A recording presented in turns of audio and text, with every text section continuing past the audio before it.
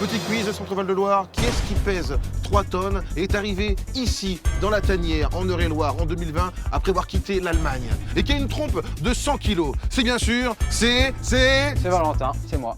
Ah non, c'est pas toi, Valentin, t'es arrivé trop tôt, là. C'est Rajendra. Mais vu que t'es le soigneur de Rajendra, tu vas nous parler de Rajendra. C'est exact. Ok? T'es arrivé trop tôt, Bah, t'as niqué mon excuse-moi, quiz. bah, C'est excuse-moi. pas vrai, ça.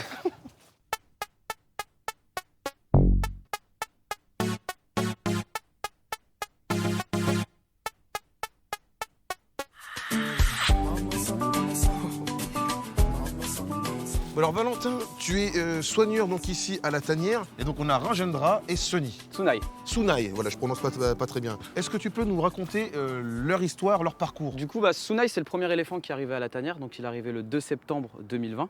Il nous vient du zoo de Rotterdam. Il est arrivé à l'âge de 5 ans. 2 jours après, on a eu Rajendra, donc du zoo de Cologne, en Allemagne.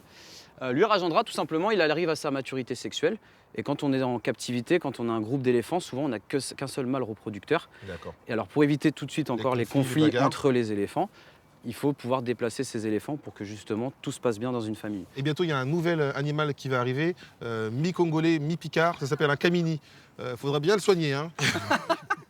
Quel est le programme du soigneur? C'est quoi la journée classique? Et quand on arrive, c'est un petit bonjour aux éléphants.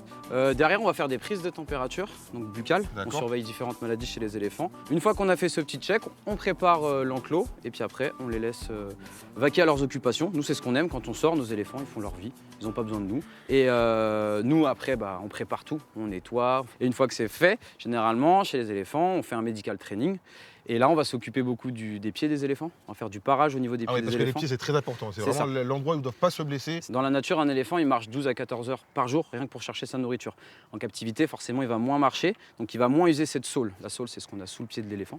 Et nous, du coup, on veille à la bonne santé de la saule, qu'il n'y ait aucune impureté, un caillou ou autre qui s'infiltre dans le pied, qui se ferme, qui peut créer une infection et un abcès. Là, il y a un truc qui m'interpelle. Je vois, il tourne sa trompe comme ça et il soulève l'herbe. Il y a une précision, une dextérité qui est assez impressionnante. Ouais, c'est ça. Donc l'éléphant d'Asie, au bout de sa trompe, il va avoir un doigt, donc qui est très agile.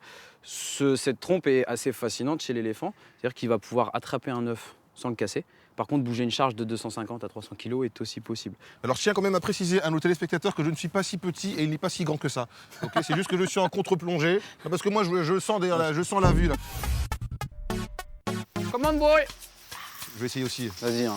Rajendra, come on, boy. Ah, ça marche, hein. C'est vrai qu'on parle en anglais. Pourquoi c'est le langage universel, c'est Voilà, ça nous, on n'accueille que des mâles. Et au medical training, du coup, on va s'exprimer en anglais. Ce sont des éléphants qui sont voués à aller dans d'autres structures pour se reproduire.